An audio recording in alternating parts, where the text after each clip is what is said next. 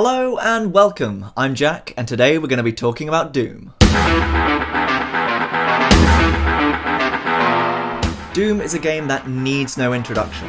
Along with Wolfenstein 3D and Quake, also developed by id Software, it pretty much defined first-person shooters in the 90s, to the point where many early FPSs were even referred to as Doom clones. It's widely regarded as one of the most influential games of all time, and that success was largely down to two people, John Carmack and John Romero.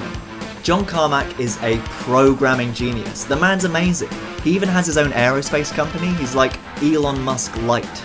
And he basically single-handedly programmed the engines for id's milestone games and wrote the book on fast, efficient 3D rendering. John Romero, on the other hand, made many of the levels for the games, and I think it's fair to say that Romero's style of level design is absolutely iconic. And that's what we're going to be diving into today. You see, while making Doom, Romero came up with a list of golden rules for good level design, and I thought it'd be fun to go through that list and then try and make a Doom level that adheres to all the rules. Quick aside, every article I found on this has a slightly different list, so the one I'm going to be using is from a video by Chubbs Doomer, so I'll link that in the description if you want to check it out. Anyway, that's enough preamble, let's go through the rules. Rule 1. Always change floor height when changing floor textures. This is basically just because it can look very jarring to have two textures next to each other without anything to break them up. Another way to get around this problem is to have a thin border texture that connects them, and obviously the same goes for ceilings. Similarly for walls, rule 2 is use border textures between different wall segments and doorways. Note that you don't necessarily even have to have a door there at all, it just has to be a doorway that connects two rooms. Doom also uses these sorts of border textures to distinguish what colour keycard you need to open a door. Rule 3 is be strict about texture alignment. I've got to admit, I haven't really played that many fan-made Doom levels, but I've played a lot of Half-Life mods, and one thing that really separates the wheat from the chaff there is how well textures are aligned. If you have stairs or something where the floor is changing height but the wall texture stays the same, it's really important to make sure that the textures between those two sectors line up correctly. Otherwise, it can make a genuinely good map look very amateurish. Rule 4. Use contrast between light and dark areas and cramped and open areas. This is really to add flavour to a level, because it's incredibly boring to play a level that's just a sequence of large rooms filled with enemies. And I think following on from this point, it's also really important to have variety in enemy density. And that's something you definitely see in the original game. Romero tends to create a series of closed encounters throughout a level, and these encounters are often triggered by something the player does, like opening a door or collecting a keycard. Rule 5 is make sure that if the player can see the outside, they can somehow get there. I'm gonna be honest, I think outdoor sections are very difficult to do well in Doom, and there are even some outdoor areas in the original game that I just don't think look right. Nonetheless, this is obviously still really good advice.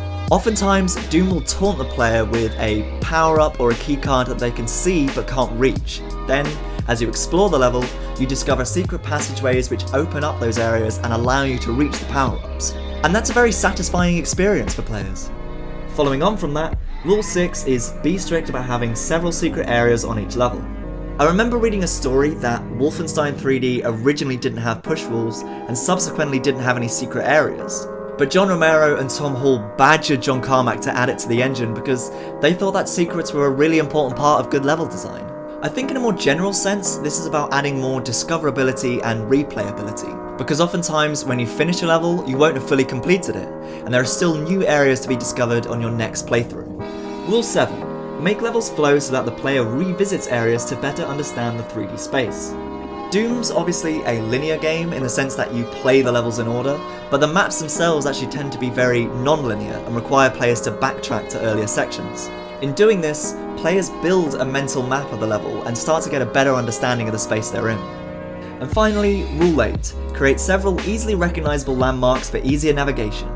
This kind of follows on from the previous point. It's obviously easier for players to build that mental map if the different areas of a level are all memorable in a unique way. Because it's annoying to know you have to backtrack to an earlier section, but also having no idea where that section is. Doom does have an auto-map feature, but honestly I think the best levels are ones where the player never needs to even open the map, because they can easily remember how the level's laid out. So those are the rules. Shouldn't be too hard to follow, right? I'm going to be using a piece of software called Doom Builder for this. I played around with it a bit last night and made a little test level with things like doors, an acid pool, some stairs and varied lighting and whatnot. I'm by no means proficient with it, but I think I know enough now to be able to make a level that is at least somewhat fun to play, hopefully.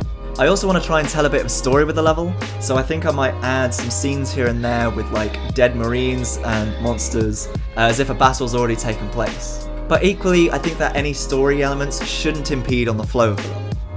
But yeah, let's get to it!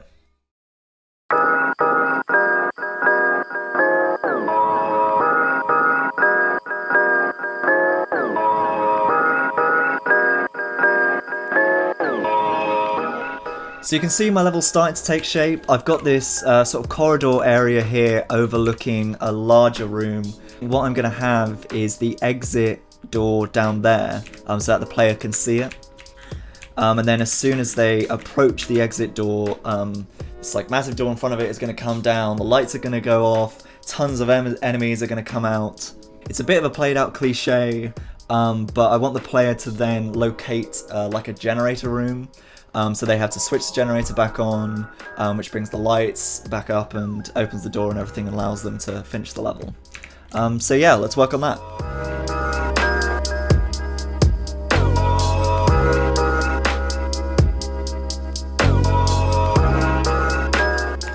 So I had some difficulties getting doors to work correctly, but I finally think I've got it now. So I've got two sort of trigger sectors. The first one you enter, that door closes. And then the second one, this one opens, and obviously like loads of enemies are going to come flooding out. And this is also locked, so once it closes you can't get in there until you get the blue keycard. I think the next step is to build the sort of route to the generator room, and then obviously I'm going to put the blue keycard in there.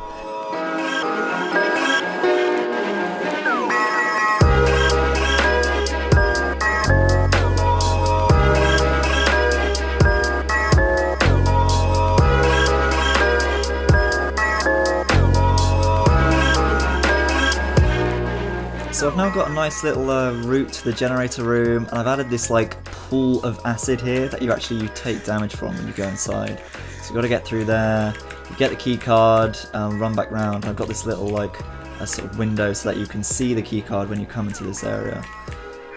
So really what I'm doing at the moment is just kind of getting the basic shape, and then once I've got the shape of the level in its entirety, I'll go back over, retexture everything, add little details and obviously enemies and stuff like that, and change the lighting and whatnot. But yeah, it's really starting to come together and take shape.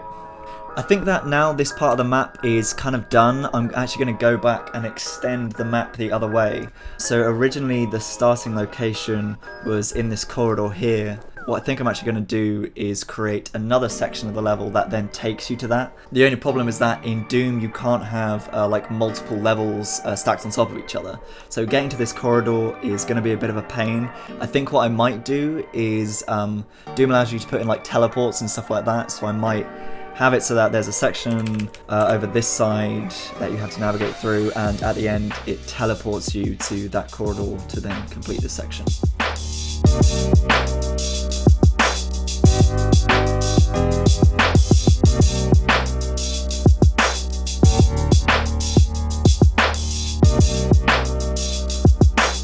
Alright, I've been working on this starting section, so you see I've got the starting door here, which most levels in Doom have that door at the start, so I thought I'd put it in. I've got this corridor that you come through, these little inlets that I'm going to put monsters in there, so as you run past them they'll come out and attack you. And that takes you into this large sort of open space here. The idea I've had here is that like hell is kind of starting to take over this part of the level, hence the sort of red rocks and like dirt and stuff here. So I'll have loads of monsters up on the ledge that are going to kind of shoot down at you and stuff.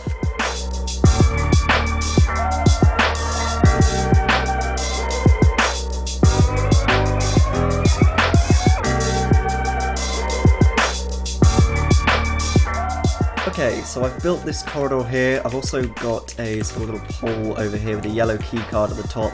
I'll come back to that in a sec. You'll come to this room here. There's a door that you can't get through, you need a yellow key card.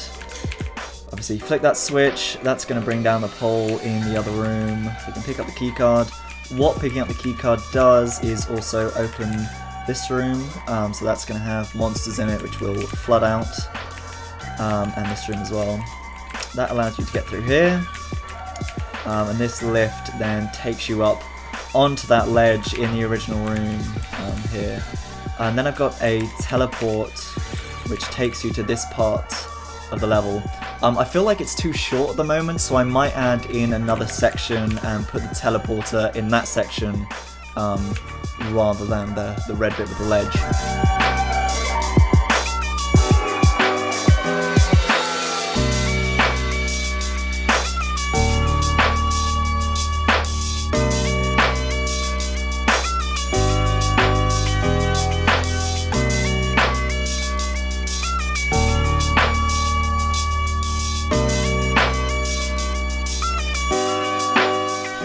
Okay, we are getting there. So I've added in an extra section here. I've got this little corridor that overlooks these kind of two conjoining areas. A switch here that's buried in the ground. I'll also lift that up. That opens this door. Got a computer room here. Pick up the red key card. Go down here. That gives you access to this door. And then I've moved the teleport here, and then that takes you to the section I made at the start. The only problem at the moment is that it's quite linear. It's very much split into 3 separate sections. So I might go back and add in a few things so that the player has to backtrack through the level. So let's do that.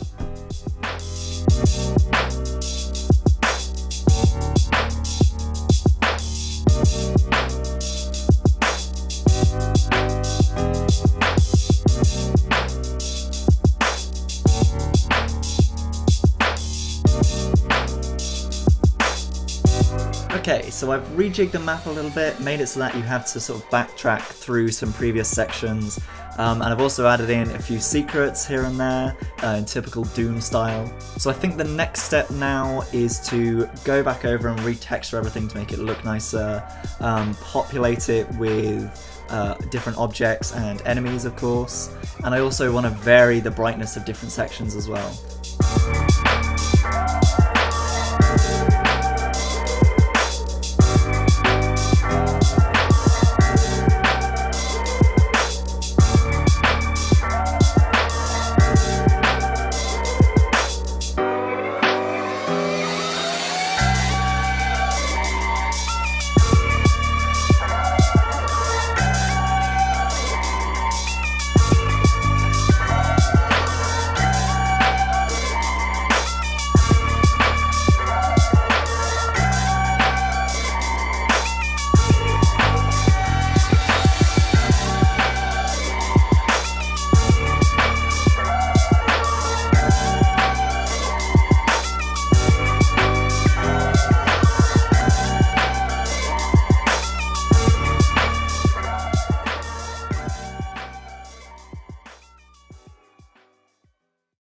Six hours later.